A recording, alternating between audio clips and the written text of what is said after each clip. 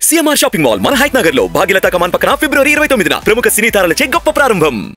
కోరుకునే వాళ్ళు ఇవాళ పవన్ కళ్యాణ్ సీఎం గా చూడలేకపోతే కనీసం వినలేకపోతే చంద్రబాబు సీఎం అని అంటారా అని అడుగుతా ఉన్నా. చంద్రబాబు సీఎం అని అనండి. ఇవాళ ఇలాంటి పరిస్థితి ఎందుకు దిగజారిపోయిందో మీ రాజకీయ పక్షం ఆలోచించమని మనం చేస్తున్నా. దుర్మార్గమైనటువంటి రాజకీయాలు. అదేమంటే ఏయో చెప్తున్నాడు. ఏమంటాడు? ఏ జగన్ అరుపు. ఏం జగన్ అండవు.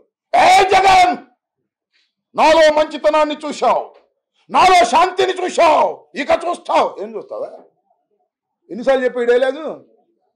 ఇప్పుడుకి నీ పార్టీ పెట్టిన తర్వాత ఎన్నిసార్లు చెప్పావు నువ్వు? మళ్ళీ చెబుతున్నావు. బెదిరిస్తావు. ఎవరిని బెదిరిస్తావా? నాకు అర్థం కాలేదు. పవన్ కళ్యాణ్ గారు, ఎవరిని బెదిరిస్తావు నువ్వు? దమ్ముండి చంద్రబాబుని బెదిరించు, 4 సీట్లు తెచ్చుకో. ఎవరిని బెదిరిస్తావు? జగన్మోహన్ రెడ్డిని బెదిరిస్తావా? ఏమిటయ్యా నాకు అర్థం కాలేదు. ఒక్కసారి నీ వెంట ఉన్న జన సైనికుల్ని రహస్యంగా పిలిచి అడుగు.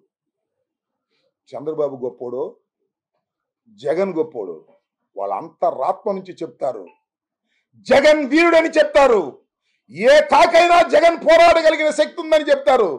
ఎవరిని దేహి అనుకోకుండా ముందుకు వెళ్ళగలిగిన శక్తి సామర్థ్యాలు ఉన్నటువంటి రాజకీయ నాయకుడు జగన్ అని చెప్తారు.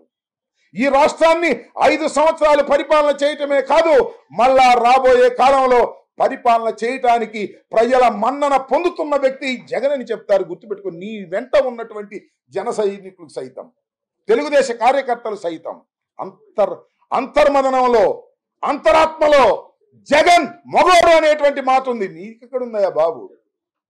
నీ జనమే నిన్ను అంటున్నారు. చిచి, మా పవన్ కళ్యాణ్ ఏంటండి నాకు అర్థం కాలేదు, చంద్రబాబు సంగెక్కుతాడు ఏంటండి అని అడుగుతా, అర్థం కాలేదు.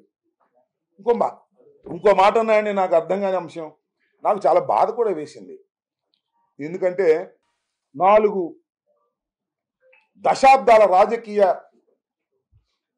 చరిత్ర ఉన్నటువంటి ఉద్దండు చంద్రబాబు నాయుడు గారిని 52 రోజులు జైల్లో పెడితే నాకు బాధేసింది అని ఒక విధంగా విలపించాడు పవన్ కళ్యాణ్ గారు.